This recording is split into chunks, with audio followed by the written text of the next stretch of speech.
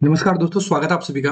दोस्तों, आज मैं आरपीएससी में प्रीवियस ईयर के जो क्वेश्चंस हैं उनका नेक्स्ट वीडियो लेक्चर लेके आया हूँ। इसमें काफ़ी सारे क्वेश्चंस हैं जो हमारे आरपीएससी में पूछे गए हैं। अलग-अलग एग्जाम्स में पूछे हुए क्वेश्चंस का मैंने एक जगह इकट्ठा करके मैं आपको प्रोवाइड करा रहा हूँ डे बाय डे। तो दोस्तों, चैनल पर नए हैं तो जरूर सब्सक्राइब कर लीजिएगा और आपको एक बार आरपीएससी से जुड़े हुए जितने भी वीडियोज़ हैं, उन सभी टॉपिक्स को एक बार आप प्लेलिस्ट में जाकर के ज़रूर देखिएगा दोस्तों। प्लेलिस्ट में जाकर के आप ज़रूर एक बार अपने टॉपिक्स को देखिएगा।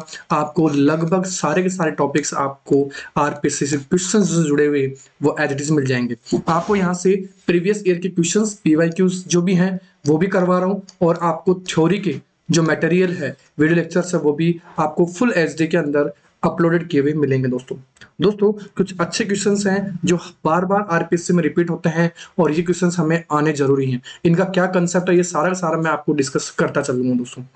ये प्रीवियस के क्वेश्चंस जो लास्ट वीडियो लेक्चर के अंदर अपने डिस्कस किए थे, ये पहले वाली जो क्लास थी उसमें मैंने डिस्कस कर लिए थे दोस्तों सारे। आज जो क्वेश्चंस होंगे वो इन्हीं के आगे चलेंगे जो आरपीएससी में पूछे मैं दोस्तों।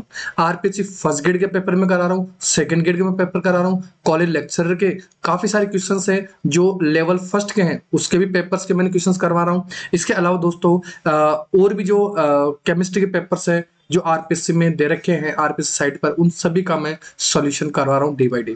ठीक है दोस्तों, तो चलिए नेक्स्ट क्वेश्चंस की बात करें अपन। आज अपने पास क्वेश्चन है दोस्तों एल्डोल कंडेंसेशन का। अच्छा क्वेश्चन है। इनमें से पूछ रहा है कि कौन सा एल्डोल कंडेंसेशन नहीं देता। तो दोस्तों सबसे पहले बात करें कि एल्डोल कंडेंसेशन रिएक्शन, एल्डोल संघनन रिएक्शंस की मैं बात करूं तो इसमें अल्फा हाइड्रोजन अल्फा कार्बन पर होनी जरूरी है दोस्तों। ये एक चीज की छोटी सी ट्रिक है, होनी जरूरी है, मस्ट बी प्रेजेंट होने चाहिए। कम से कम एक अल्फा हाइड्रोजन तो होनी ही चाहिए। मैक्सिमम तो 3 हो सकती हैं, 2 हो सकती हैं, लेकिन मिनिमम एक अल्फा हाइड्रोजन का होना जरूरी है अल्फा कार्बन पर। स्पेशली कार्बोनिल यौगिक में अगर मैं बात करूं दोस्तों तो एल्डिहाइड भी ये रिएक्शन देगा और कीटोन भी ये रिएक्शन देगा। यहां दोनों तरफ अगर यहाँ H हो और एक तरफ R हो और इस R पर कम से कम एक अल्फा हाइड्रोजन प्रेजेंट होना जरूरी है अल्फा कार्बन पर, तो वो आसानी से एल्डोल रिएक्शन दे देगा। अगर मैं दोनों तरफ एल्काइल ग्रुप रखता हूं तो किसी भी एल्काइल ग्रुप में अल्फा हाइड्रोजन का होना जरूरी है दोस्तों। ठीक है दोस्तों, तो अब देखिए इसमें जो सबसे पहला एग्जाम्पल है उसमें अगर मैं बात करूं दोस्तों तो यहां देखिए दोस्तों, यहां इस CH3 पर अल्फा कार्बन है ये और इस अल्फा कार्बन पर 3 अल्फा हाइड्रोजन प्रेजेंट है। तो अगर मैं ये कहूं कि CH3 की बात करें दोस्तों तो यहां इस अल्फा कार्बन पर 3 अल्फा हाइड्रोजन प्रेजेंट है, इसका मतलब ये एल्डोल कंडेंसेशन देगा। सेकंड वाले ऑप्शन की बात करूं तो साइक्लोहेक्सेनोन है और साइक्लोहेक्सेनोन में यहाँ पे भी इस अल्फा कार्बन पे भी हाइड्रोजन है, इस अल्फा कार्बन पे भी हाइड्रोजन है, इसका मैं ये भी एल्डोल कंडीशन देगा। तीसरे कंपाउंड की बात करूं दोस्तों तो देखिए यहाँ एक तरफ CH3 और यहाँ इस अल्फा कार्बन पर 2 अल्फा हाइड्रोजन अभी भी प्रेजेंट है और एक अल्फा हाइड्रोजन इधर प्रेजेंट है, तो ये भी एल्डोल कंडेंसेशन देगा। अगर चौथे की बात करें दोस्तों तो इस तरह से ये चौथा वाला कंपाउंड है, ये पिव एल्डिहाइड कहलाता है दोस्तों। क्या कहलाता है? पिव एल्डिहाइड, इसका कॉमन नेम है, याद रखना, काफी इंपॉर्टेंट क्वेश्चन है क्योंकि ऐसे कंपाउंड जिनके अल्फा कार्बन पर एक भी अल्फा हाइड्रोजन नहीं होती, एब्सेंट होती हैं, वो दोस्तों केनिजारो रिएक्शन देते हैं। कौन सी? केनिजारो रिएक्शन देते हैं दोस्तों। जितनी भी नेम रिएक्शंस हैं उन नेम रिएक्शंस का मैंने पोर्शन करवा दिया है कार्बन कंपाउंड का, आप एक बार जरूर देख लीजिएगा प्लेलिस्ट में जाकर के। फिर भी अगर किसी को दिक्कत हो तो मेरे को कमेंट बॉक्स में उस टॉपिक का नाम जरूर लिख दीजिएगा, मैं आपको जो वीडियो से रिलेटेड लिंक है वो मैं आपको शेयर कर दूंगा। तो देखिए चौथा ऑप्शन यहाँ करेक्ट होगा जिसके अंदर एक भी अल्फा कार्बन पर अल्फा हाइड्रोजन नहीं है, इसका मतलब ये एल्डोल कंडेंसेशन रिएक्शन नहीं देगा। लेकिन देगा कौन सी, ये ध्यान रखना है, ये कैनेजार रिएक्शन देगा क्योंकि कैनेजार रिएक्शन ये कहती है कि किसी एल्डिहाइड, ओनली एल्डिहाइड, वो एल्डिहाइड जिसके अल्फा कार्बन पर अल्फा हाइड्रोजन एब्सेंट होती है, अनुपस्थित होती है, वो आसानी से कैनेजार रिएक्शन देगा। चलिए दोस्तों नेक्स्ट क्वेश्चन की ओर। नेक्स्ट क्वेश्चन है अम्लीय यौगिकों के बारे में बताना है। ठीक है, अपने को अम्लीयता का ऑर्डर निकालना दोस्तों। तो देखिए दोस्तों ये है अपने पास कार्बोक्सिलिक एसिड। अगर मैं ये कहूं इस कार्बोक्सिलिक एसिड में जो बेंजीन रिंग है, इस बेंजीन रिंग पर अगर कोई इलेक्ट्रॉन विड्रॉइंग ग्रुप जुड़ा हुआ है, इलेक्ट्रॉन को खींचने वाला ग्रुप जुड़ा हुआ है, तो वो इसके एसिडिक नेचर को क्या कर देगा दोस्तों? बढ़ा देगा। लेकिन अगर कोई इलेक्ट्रॉन डोनेटिंग ग्रुप जुड़ रहा है तो वो क्या करेगा, इसकी एसिडिक प्रॉपर्टी को कम कर देगा, डिक्रीज कर देगा। लेकिन दोस्तों ध्यान रखना, अगर इसमें ऑर्थो पोजीशन पर हो, कोई भी इलेक्ट्रॉन विड्रॉइंग हो या डोनेटिंग हो, इलेक्ट्रॉन विड्रॉइंग ग्रुप हो या डोनेटिंग हो, तो उस केस में ऑर्थो इफेक्ट वर्क करेगा। और दोस्तों ऑर्थो इफेक्ट का पूरा मैंने 2 क्लासेस का वीडियो रिकॉर्ड कर रखा है। जितने भी क्वेश्चन है ऑर्थो इफेक्ट वाले वो सारे के सारे मैंने इंक्लूड कर रखे हैं, आपको जरूर देखना चाहिए। ठीक है, उसका लिंक आपको कमेंट बॉक्स में मिल जाएगा या डिस्क्रिप्शन बॉक्स में मैं दे दूंगा। अगर फिर भी किसी को दिक्कत हो तो मेरे को कमेंट करके बता सकता है। अब देखिए दोस्तों, यहां पर देखे जाए तो यहां एक तरफ लग रहा है मिथॉक्सी ग्रुप, COOH है दोस्तों, COOH है, यानी मिथॉक्सी ग्रुप लगा दिया इन्होंने एक तरफ COOH लगा करके पैरा पोजीशन पर मिथॉक्सी है। ठीक है, दूसरी जगह केवल COOH है, तीसरी जगह CH3 है, CH3, और चौथी जगह दोस्तों NO2 है। अब देखिए दोस्तों, इसमें मैं हर एक का इफेक्ट बताता हूं। इसमें इसका +R इफेक्ट लगेगा, +R, इसमें कुछ इफेक्ट नहीं है, इसमें +H इफेक्ट लगेगा, और यहाँ दोस्तों -R इफेक्ट लगेगा। तो यहाँ जो सबसे ज्यादा एसिडिक होगा दोस्तों, ये 4th वाला हो जाएगा, यानी ये 4th ऑप्शन अपना करेक्ट हो जाएगा, पैरा नाइट्रोबेंजोइक एसिड। आगे चलिए दोस्तों, EZ नोमेनक्लेचर। बिल्कुल दोस्तों, ये क्वेश्चन तो कंफर्म अपने आरपीएससी में बनेगा ही बनेगा। EZ का, RS नोमेनक्लेचर का, ये क्वेश्चन तो कंपलसरी दोस्तों, आपको कम से कम 2 से 4 क्वेश्चन आपको आरपीएससी में मिलेंगे दोस्तों, तो इनको तो ढंग से याद कर लेना है। ये सारे के सारे दोस्तों मैंने रिकॉर्ड कर रखे हैं, आप जरूर एक बार देखिएगा, प्लेलिस्ट के अंदर जरूर देखिएगा दोस्तों। यहां अगर मैं कहूं कि अगर किसी भी डबल बॉन्डेड कार्बन यानी एल्कीन पर अगर कोई अलग अलग ग्रुप जुड़ रहा है, ईच कार्बन पर, प्रत्येक कार्बन पर अलग अलग ग्रुप होना जरूरी है दोस्तों। यहां ये सेम हो सकते हैं, लेकिन हर एक कार्बन पर अलग अलग ग्रुप का होना जरूरी है। तो वो सिस और trans, EZ, syn and anti, यानी सॉरी EZ और सिस ट्रांस का अपन देखेंगे, क्योंकि यहां पर सिन और एंटी डाइएजो कंपाउंड्स में देखते हैं, ऑक्सिजन कंपाउंड में देखते हैं। यहाँ सिस और ट्रांस भी दे सकते हैं, और E और Z आइसोमेरिज्म में भी दे सकते हैं। यहाँ E और Z का मतलब है दोस्तों, E से मतलब है एंटीजन यानी अपोजिट में हो, यानी 2 सेम ग्रुप वाले अपोजिट डायरेक्शन में हो, और Z का मतलब दूसरा मीन एक तरफ टुगेदर, तो जो सेम प्रायोरिटी वाले ग्रुप है वो एक तरफ हो दोस्तों। ठीक है दोस्तों, तो देखिए E का मतलब अपोजिट डायरेक्शन में देखना है, तो यहाँ H और Br में इसकी प्रायोरिटी पहले है, और फ्लोरीन और क्लोरीन में इसकी प्रायोरिटी, यानी दोस्तों ये Z आइसोमर्स है। सिमिलरली अगर मैं बात करूं इन दोनों में, तो इसकी प्रायोरिटी और इन दोनों में इसकी प्रायोरिटी, यानी ये भी Z आइसोमर है। इसकी बात करें तो इन दोनों में इसकी प्रायोरिटी इधर है, और इन दोनों में दोस्तों इसकी प्रायोरिटी इधर है, यानी ये अपने पास E आइसोमर्स हो सकता है। ठीक है, क्यों? क्योंकि इन दोनों की प्रायोरिटी में देखा जाए तो दोस्तों ये बल्कि ग्रुप है, और इधर वाले मिथाइल का बल्कि ग्रुप, यानी दोनों के दोनों एक दूसरे के अपोजिट डायरेक्शन में। और इसके भी दोस्तों ट्रिक होती है, कौन, इंगॉट और प्रेलोग के बेसिस पे समझाया जाता है इनको, कि जो प्रायोरिटी है वो कैसे देखी जाती है। तो ये दोस्तों आपको जरूर चैनल के अंदर जाना है और EZ नोमेनक्लेचर का पोर्शन देखना है दोस्तों आपको। और ये दोस्तों COOH स्टार्ट जो कंपाउंड है, ये मैलाइक एसिड कहलाता है दोस्तों।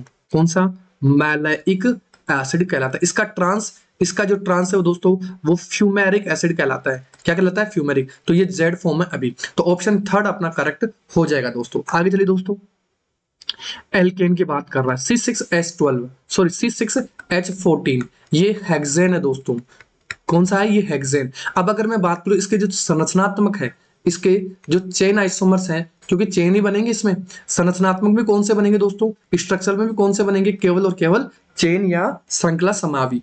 अब दोस्तों इस एल्केन के अंदर अगर मैं बात करूं हेक्सेन की, तो इस हेक्सेन की दोस्तों अपन कम से कम 5 अलग अलग स्ट्रक्चर बना सकते हैं। कितनी? 5 अलग अलग स्ट्रक्चर्स बना सकते हैं। इसका मतलब इस C6H14 के जो आइसोमर्स हैं वो कितने हो दोस्तों? 5 स्ट्रक्चरल आइसोमर्स हो गए। स्ट्रक्चर में भी कौन से हो जाएंगे? Chain isomers. फिर आगे दे रखा है C3H9 आणविक सूत्र वाले यौगिक से संभावित प्राथमिक, द्वितीयक और तृतीयक अमीनों की संख्या बतानी है दोस्तों। तो देखिए दोस्तों, इसकी स्ट्रक्चर्स बना लेंगे अपन, और इसके बेसिस पर आपको प्राइमरी कितने होंगे, सेकेंडरी कितने होंगे और टर्सरी अमीन कितने होंगे, ये अपने को बना लेना है दोस्तों। तो सबसे पहले मैंने दोस्तों ये 1 डिग्री वाला अमीन बना लिया, प्रोपेन 1 अमीन।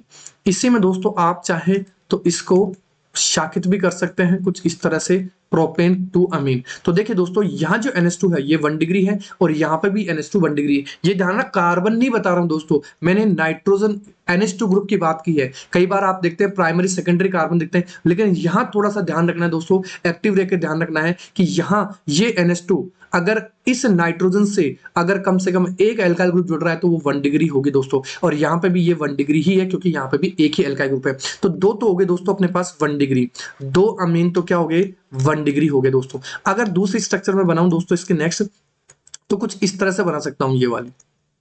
तो इस NH से दोनों तरफ एल्काइल ग्रुप जुड़ रहे हैं, इसका मतलब ये 2 डिग्री हो गया। ठीक है, तो एक 2 डिग्री अमीन बन जाएगा, और दोस्तों एक ये भी तो बन सकता है अपने पास। तो यहां पर मैं कह दूं एक 3 डिग्री अमीन बन जाएगा। तो दोस्तों इसका ऑप्शन चेक कर लीजिएगा 2 1 1, ये थर्ड ऑप्शन अपना करेक्ट हो जाएगा दोस्तों। अच्छे क्वेश्चन है दोस्तों, बहुत ही अच्छे क्वेश्चन है। एन है, देखो यहां दे रखा है एन ब्यूटेन। यहां अगर मैं बात करूं दोस्तों कॉन्फॉर्मेशन की, कॉन्फॉर्मेशनल आइसोमर्स की, यानी कॉन्फॉर्मेशन को समरूपण ऐसे बोलते हैं, शायद समरूपण भी बोलते हैं दोस्तों। कन्फर्म ध्यान रखना, कन्फॉर्मेशन अपने को याद रखना है। इसमें दो तरह से होते हैं दोस्तों, एक साहोर्स और दूसरा होता है दोस्तों न्यूमेन। साहोर्स में फिर दो अपन पढ़ते हैं, एक स्टैगर्ड और एक पढ़ते हैं दोस्तों इक्लिप्स। थोड़ा सा इंग्लिश में ध्यान रखना दोस्तों, क्योंकि कई बार हिंदी वर्ड में गलतियां आ जाती है, तो हमें इंग्लिश को प्रेफर करना है यहाँ, क्योंकि इस लेवल पर अगर अपन ये चीज नहीं देखेंगे दोस्तों तो काफी सारी मिस्टेक हो जाएगी। वैसे इस टगड़ को सांत्रित बोलते हैं और इसको ग्रसित बोलते हैं, लेकिन मैं फिर भी आपको कहूंगा कि आप इंग्लिश वर्ड का ज्यादा ध्यान रखना है। न्यूमेन में दोस्तों अपने को दो चीजें ध्यान रखनी है, एक इसको वही स्टेगर्ड भी होती है इसमें, दूसरी इक्लिप्स भी होती है, और तीसरी दोस्तों इसके अंदर होती है स्क्यू, जिसको आप गाउ शेप भी कई बार बोलते हैं। थर्ड कंडीशन अपने को स्क्यू रखनी है, याद रखना दोस्तों। अब ये कह रहा है ब्यूटेन, तो ब्यूटेन की कुछ इस तरह से स्ट्रक्चर बनती है दोस्तों, मैं एक बार स्ट्रक्चर बताता हूं। ये जो कंडीशंस है या इसके हाइड्रोजन पीछे हैं दोस्तों, ये होगी फुल्ली इक्लिप्स्ड। ये क्या है, फुल्ली इक्लिप्स्ड है, फुल्ली इक्लिप्स्ड है दोस्तों। इसके बाद में यहां पर जब इसको रोटेशन कराया जाएगा तो ये C3 यहां जाएगा तो स्टेगर्ड हो जाएगी ये, फिर तीसरी कंडीशन में ये वापस इक्लिप्स कंडीशन में आ जाएगा। फिर नेक्स्ट कंडीशन में वापस फुली स्टेगर्ड पूछ रहा है दोस्तों। ये फुली स्टेगर्ड और सबसे ज्यादा स्थायी यही होता है, जब दोनों CH3 एक दूसरे के अपोजिट डायरेक्शन में दिखेंगे आपको, तो फुली स्टेगर्ड सबसे ज्यादा स्थायी होता है। तो यहां देख लीजिए जो फुली स्टेगर्ड है, यानी पूर्ण रूप से स्टेगर्ड है, वही अपना ऑप्शन हो जाएगा दोस्तों। ठीक है, तो चौथा ऑप्शन यहाँ करेक्ट हो जाएगा। इसमें आपको एस बताना है, तो देखिए सिंपल सा तरीका था, बताया था मैंने आपको। इसमें मैं पेन चेंज कर लेता हूँ इसका। यहाँ पर ये पहली प्रायोरिटी Br की हो जाएगी दोस्तों, दूसरी प्रायोरिटी OH की हो जाएगी।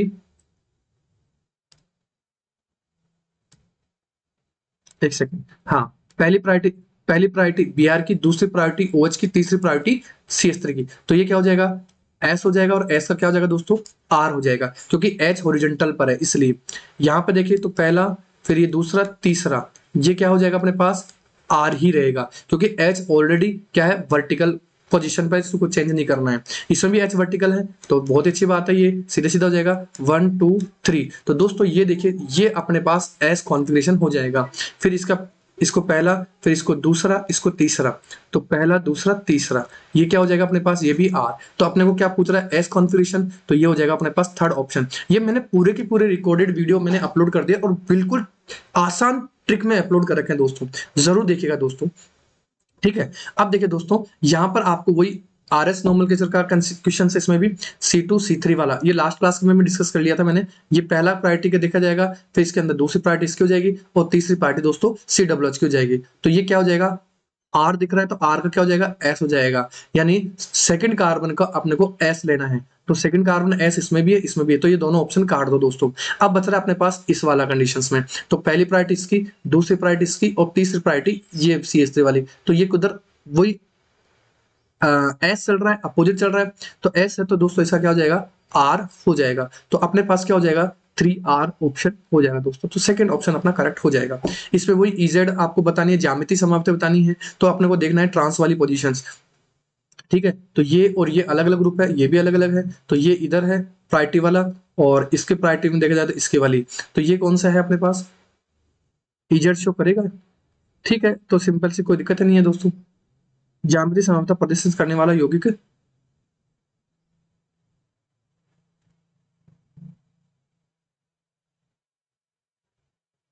ये कुछ मिस्टेक हो गई है इस क्वेश्चन में। एक मिनट दोस्तों, एक सेकंड, इस क्वेश्चन में कुछ मिस्टेक हो गई है। इसमें एक मिनट एक मिनट दोस्तों, क्वेश्चन से तो